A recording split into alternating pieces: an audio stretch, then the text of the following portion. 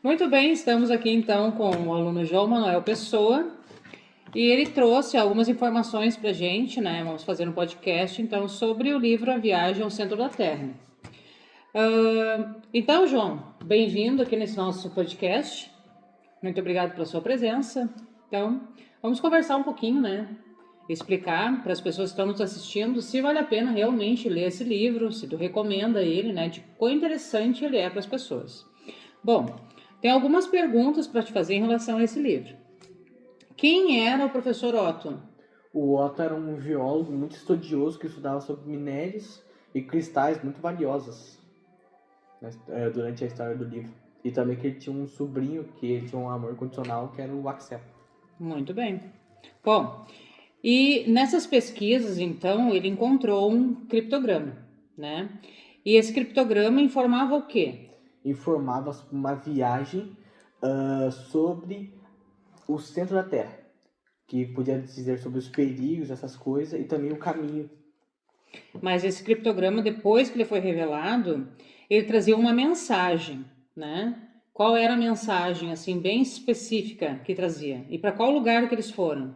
Eles tiveram que ir para a Islândia e que a mensagem era que tinha muitos perigos sobre a viagem ao centro da Terra, que eles poderiam até voltar sem vida de lá. Muito bem. Bom, quem foi com o Dr. Otto nessa viagem? Foi o Otto, né? Claro, foi o Dr. Otto Lidenbrock, foi o Axel, seu sobrinho, e durante também o caminho eles encontraram mais um explorador, que era o Hans. E essa equipe, né, do Dr. Otto enfrentou muitas adversidades, né, durante a viagem ao centro da Terra. Tu poderia destacar algumas delas, Alguns perigos. alguma dessas adversidades? Primeiro, a falta de água, eles poderiam até mesmo morrer de desidratação lá dentro do centro da Terra. Deixa eu ver, a pressão muito forte dentro da Terra e o calor, inclusive.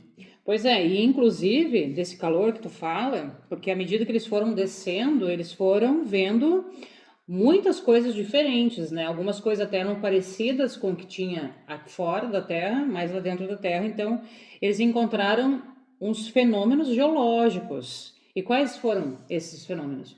Primeiro, uma água cristalina, que eles batizaram de Mar de Lindebrock. Eles tiveram que montar uma jangada caseira para conseguir passar por esse mar subterrâneo. Uma praia subterrânea que eles passaram por dentro. Se encontraram também, como eu posso dizer, encontraram ossos de criaturas extintas, plantas gigantes e até um cemitério de mastodontes e até de humanos gigantes. Será que esse foi um dos motivos que levou a questionarem, né?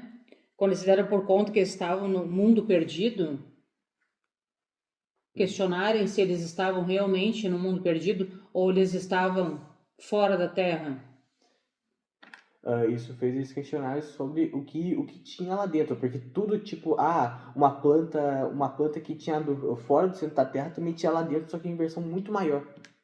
E será que isso não levou Axel também a questionar sobre a teoria da evolução? Levou, porque, como é que eu disse, de novo, porque tudo que tinha fora da Terra tinha lá dentro, só que em versões totalmente diferentes. Em tamanhos diferentes, né? Em Sim. proporções diferentes. Bom, chegou um momento em que eles ficaram encurralados, né? Eles não estavam achando saída, mas eles conseguiram escapar de lá. Que forma que eles saíram? Por uma rajada de vento por causa de um vulcão em erupção, que acabou levando eles até uma certa parte lá que eles acabaram saindo. Pois é.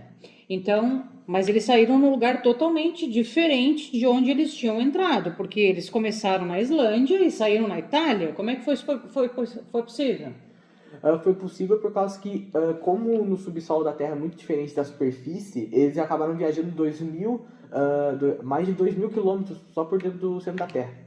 Mas essa distância de 2.000 e mais de 2.000 quilômetros era por fora da Terra, né? Será que era a mesma medida dentro da Terra? Não era. Porque quanto tempo eles ficaram lá? Eles ficaram em torno de 3 a 4 dias. Pois é. Então, será que eles fizeram toda essa quilometragem lá por dentro?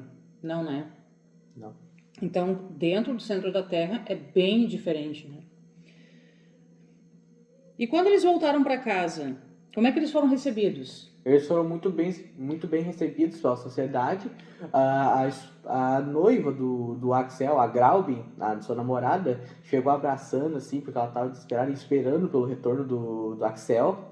O Otto, ele foi muito bem... Ele ficou muito bem sucedido, ele ficou também muito famoso por sua viagem, mas alguns ainda desconfiavam de sua viagem, desconfiando se era verdade ou não.